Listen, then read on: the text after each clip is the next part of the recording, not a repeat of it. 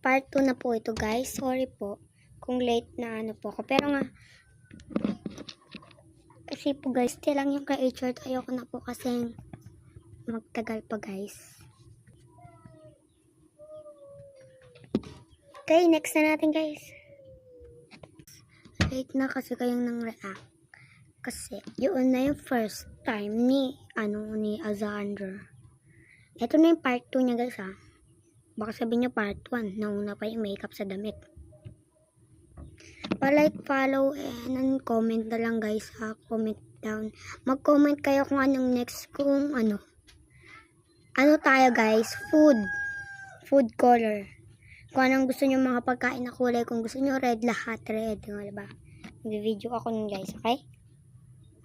Okay, next. Tapos na guys, bye! Comment kung anong gusto niyo mga favorite na mga food. Kung red, kakainin